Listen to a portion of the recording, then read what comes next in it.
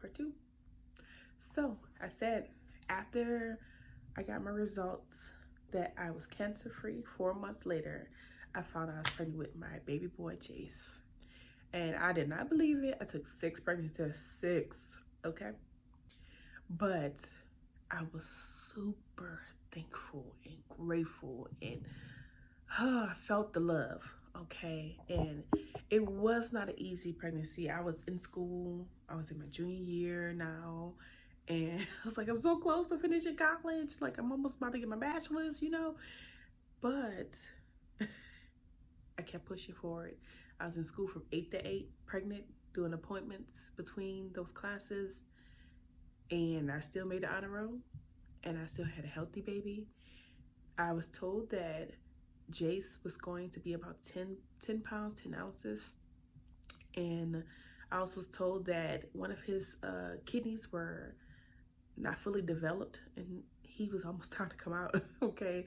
I think I was about 31 weeks when I was told that one of his kidneys wasn't fully developed.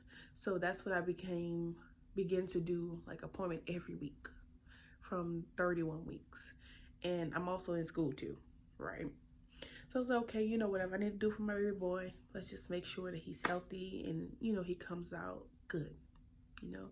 So we did appointments to find out about his heart rate, to, you know, keep a tab on his fluid, because they said they thought he was diabetic, but he wasn't. I took more than one sugar test, okay? Because he's a big boy. Dad was born at 10 pounds, so of course they thought he was gonna be diabetic, but he wasn't. And then they was worried about him drinking the fluid. Then they were worried about his kidneys not being fully dilated by the time I had my C-section. Well, actually, I'll get to that. I wasn't supposed to have a C-section. I was supposed to get induced because of the fluid and because of how rapidly he was growing, right? So,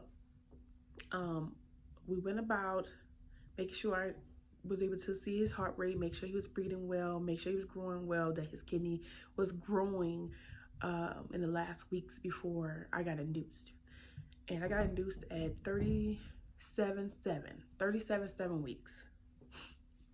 Okay, 37 weeks, 7 days. And procedure went pretty well. Like, you know, they was like, okay, you're at 1-2 centimeters when I went in. And by the next day, I found was at 6.5. And I'm looking at the screen like, my contractions are high. Like, they're high. They're like this. Okay. I was like, so I'm at 6.5. I already got my epidural already. And I called my doctor because I wasn't feeling Jace move. They already they bust my water bag already. And I was like, what is going on? Like, we've been here since 4 o'clock yesterday. And it's almost 4 o'clock the next day. And he's born on the 30th. So right before New Year's Eve. So I was like, hey, like, what's going on? We need to check him. And she was like, yeah, his heart rate is dropping. And I was like, okay. So then I was like, well, what do we need to do? Because I noticed that his heart rate was dropping, that he was not able to breathe through his contractions because the contractions are so high. She said, yeah, because your contractions are at a 10 and you at a 6.5. And I was like, wow. So he's not able to get through each contraction because he's not ready at that stage. Okay. So she was like, well, let's give you a drop of Pitocin and see if you can have him. And I was like, okay, cool. So I'm thinking I'm pushing this baby out because that's what I wanted, right? Wrong. She was like, he's not even responding to the Pitocin, and I'm worried that he's going to go into distress. We have to do an emergency C-section right now. And I was just like, you know what? Do what you got to do, doc. As long as my baby come out healthy and everything's fine. So I had an emergency C-section, and he was born at 4:23. He was 8 pounds, 10 ounces, 21 inches, right? And that guy, V, was amazing. He stood there and made sure everything went well. He made sure they sewed me up really good. Everything went smoothly. I watched Jay stand up and start screaming and hollering. And that's the last thing I saw. I blacked out. In hindsight, I didn't know that I was bleeding out. And when I woke up, I had a white sheet over my head. So, you know, when they had the procedure, they had the sheet up to your neck or whatever. But once we're getting rolled out, they put the sheet up higher on me. And I was like, what, they thought I was dead or something? Anyway, just jokes. But I went a couple of hours without actually holding Jace because I was still very out of it, very delirious. And now in hindsight, I know now, after I had to get my paperwork, that I was bleeding out, and that's the reason why I was already weak, so I couldn't hold him anyway. So I went the whole day, and everyone was going to see Jace and everything. And when he finally came to me, I just, you know, was loving on my baby, just excited to see his little chunky self. And the next day they do the hearing test, right? And they just had me try to walk around because I had emergency C-section after like what, 22 hours of labor. So they had me walking around, and it came back in, and now I'm holding Jace. My family's all there, and the hearing specialist comes in to check his hearing. And she was like, yeah, I think he's one of the kids that has the thing going on with his ear. And I was like, what are you talking about? Still a little delirious, you know, finally coming down off the meds, but I'm not as delirious as I was the night before. And she was like, I can't do the test on him, because I gave her him, and you know, kind of just passed him over to her. And she was like, I can't do the test on him. I was like, why not? She said he doesn't have ear canals. And I said, what? What do you mean he doesn't have ear canals? And she was like, he doesn't have an opening to his ears.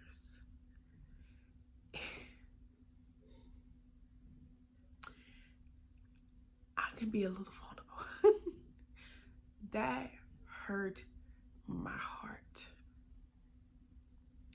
because all this time I've done all of these appointments to make sure my baby was healthy and happy and growing fine. No one ever told me that when there's issues with the kidneys, there's issue with the ears usually. So I was just like, can you just kind of explain this to me? I said, I'm emotional right now, ma'am, but I need you to like tell me in regular, what is this called? She was like, he has microtia. She says, I'm deaf. And I said, you're deaf? She said, I have a cochlear, so I can hear, but I was born deaf, and I just wanted to take this job to help other children like me. She said, and I said, you telling me he's the only child that was born like this in this hospital? She said, no, actually, this is the first time they've had 3 children born with microtia at this hospital. I was floored. She said, but your child is even more unique because he don't have neither one of his ear canals. The other children have one. They have a small ear, and I'll probably refer some pictures up. They have a small ear, and then one that has a regular ear with an ear canal. Your son has smaller ears with no ear canals. And I didn't really know what to do. I cried my tears, and I asked them to give me as much information as they possibly could. And after we were released from the hospital, we were released on the 1st of July, and I struggled hard because I couldn't get medicine after having a C-section because all of the pharmacies were closed. So I was in excruciating pain and still trying to process like what I've learned. Okay, right? That's not easy news to hear, but in hindsight, I am thankful that God gave me a child to learn through. And I want other people to know more about microtia as well, because I didn't either. He has, let me see this, atresia. So that means both ears. He has bilateral Atresia Microtia. That means he doesn't have ear canals on either ear. And before you ask, he can hear. He can hear. He has been wearing hearing aids since he was 6 months, but he can hear 20% on the right side and 25% on the left side without his hearing aids. If you cover your ears and listen to yourself talk, that's how he hears you. But your loud tones are a regular voice to him when he has no hearing aids on. So I had to do a lot of learning. And I will say that I was very frustrated with some of the doctors because one of his first hearing tests when he was like 1 month old, one of the doctors was like, it's going to be hard for him and he's going to be very, what was the words he used? The doctor was like, he's going to be delayed, he's going to be behind, and just be prepared and blah, blah, blah. And I was like, no, he's not. He will learn. I bet you he will. He will learn. And it's not a boastful thing. It's more of a, I'm a mom that's going to pour into my baby. So what you think he can accomplish? He will. And it don't have to be on your timeline, honey. But he will accomplish all that he wants in this world. I will make sure of it. I will pray over that baby. I will guide him however I can. I will encourage him. But your negative words will not affect my baby growth. You can feel however you feel. You can say whatever you want to say with whatever you think you know. But God has the last words. He wasn't even supposed to be here. And here he is teaching me a new lesson about children. And I went to school for educational leadership. I just got my master's in educational leadership because I want to be able to help other children in different aspects. During the time when I had my son, I decided to take a break from school in my junior year so I could focus on making sure my child had everything he may have needed. Was it hard sometimes? Yes. Was I emotional a lot? Yes. Postpartum was bad. But one thing I did not do is give up on my baby.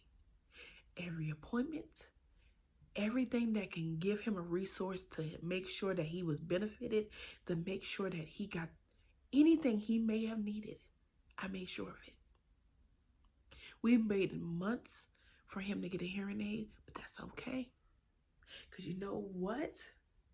It was joyful to see my baby excitement the first time he heard something so clear and pure. It was beautiful just watching him get excited to hear my voice in my regular tone. That was exciting, and it was worth every fight,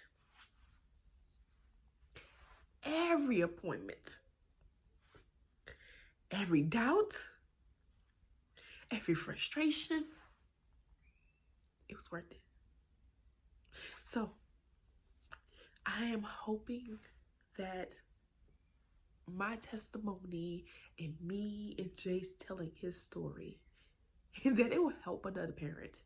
Because when I started looking for more information from social media and other areas, it was limited. I found one page on Facebook for microtia families. And we're all just reaching to each other, trying to get out more information. And that's not fair. More information should be out to help our children with hard of hearing, deaf, hearing disabilities, speech impediment. It's not okay. So I and Jace want to be a platform for you to be educated, to love my baby for who he is. I want others to look at my child as a differently able child. He's able. He's capable. He's knowledgeable. He is smart as I don't know what. My child, he didn't walk at 1, but he was climbing at 9 months. He didn't talk at 2, but he was definitely able to communicate how he felt through pointing until like 3.5. He knew some words. But baby, with a mother's love and a bright mind and faith that can move mountains, anything is possible, okay? And Jace have soared so high above and beyond anything that anybody have put against him or anything they have said that he couldn't do. I never said that he would not, but he showed me how much more he could be. And I'm thankful for it because he teaches me a lot daily. At 3.5, Jace was not talking. I put him in speech therapy. I become a stay-at-home mom. I had finally finished, got my bachelor's in human services and child and family development, right? And I said, okay, my husband's military. This is a different change for me, but it's worth it. I made my sacrifice for my family and for my child, and I don't regret it. During that time, we did speech therapy twice a week. And in speech therapy, she started initiating sign language, ASL, American Sign Language.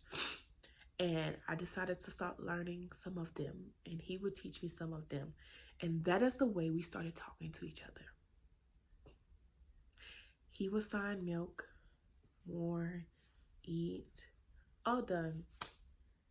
Sleep, thank you, please. And I would sign it and talk it. And eventually he stopped signing and started talking as I signed it to him. So if I said more, he'll say no, and I'll say no.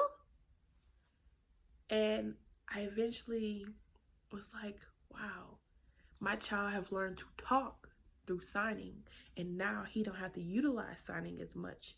I still feel like it's beneficial because when I had my daughter, I was still signing to Jace, and Jace was already 4.